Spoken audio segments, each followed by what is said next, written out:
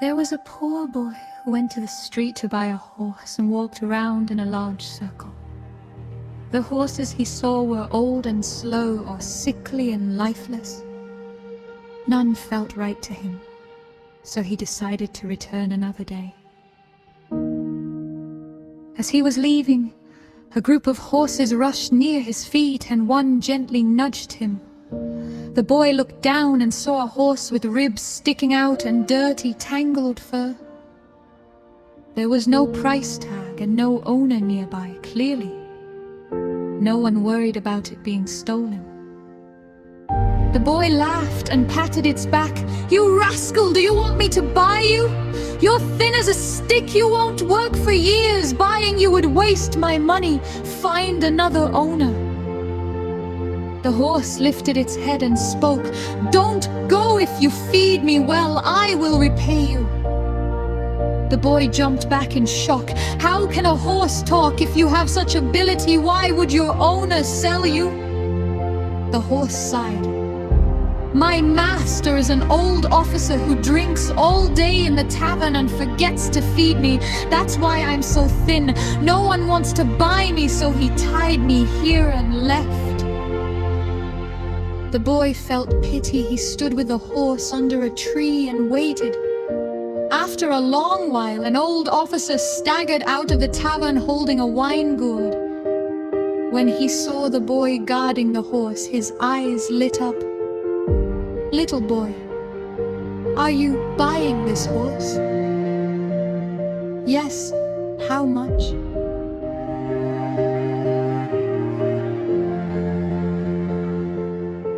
The old man touched the horse proudly.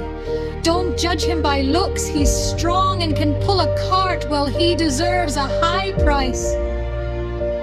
The boy shook his head. "He's too thin. He's barely worth anything." They bargained for a long time and finally settled on a small price. The boy paid and took the horse home. When the neighbors saw the sickly horse, they stopped their work in disbelief. "How could you buy that? Were you cheated? No one wants horses like this." The boy replied calmly, "We'll know the truth when we ask the horse."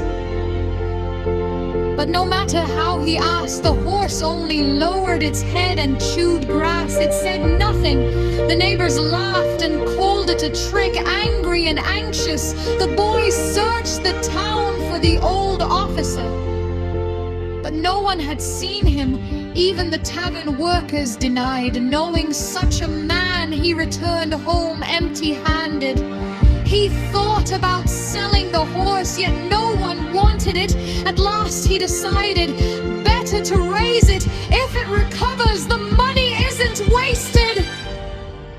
From then on, he cut fresh grass daily, covered the horse at night so it wouldn't freeze, and added straw to the shed. Over time, its coat gained a slight shine, though it still looked thin. When he tried to ride it, it barely moved. The villagers mocked him and suggested slaughtering the animal. The boy never argued. He continued caring for it and soon treated it like family. He never mentioned selling it again.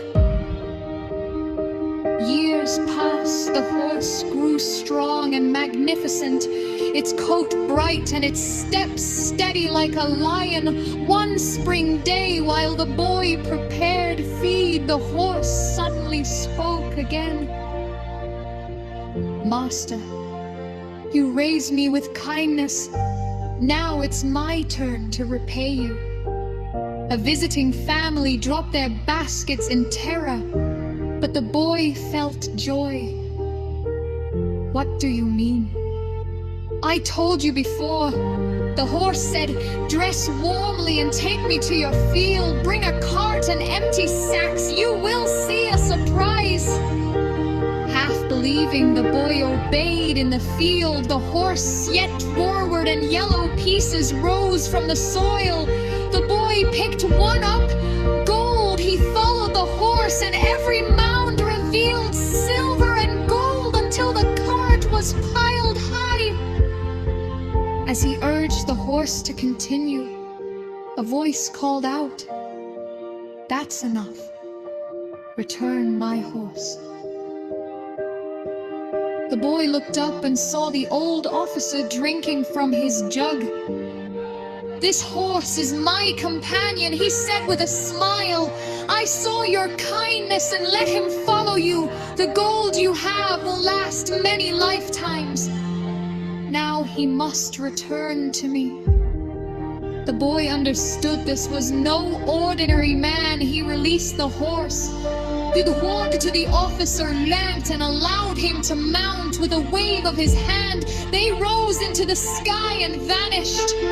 The boy suddenly remembered saving a fainting beggar years earlier at the village gate, giving him food and water. The beggar's eyes were the same as the officer's. Fearing others might see the treasure, the boy quickly packed the gold and hurried home, yet he did not hoard it. He repaired roads, helped villagers, fed the poor, and built a school where children could study regardless of wealth. When asked why he shared his fortune, he laughed. "If I judged the horse by its thin body and refused to care for it, I would have nothing. Wealth grows when kindness grows. If I forget the poor and think only of myself, the blessing will fade." He lived a long life and his descendants remained kind. The villagers remembered him as a good man. This story reminds us that kindness and patience may seem like losses, yet they bring unexpected blessings. And once blessed, if we forget to give back, those blessings disappear. Only a generous heart can keep a life steady and enduring.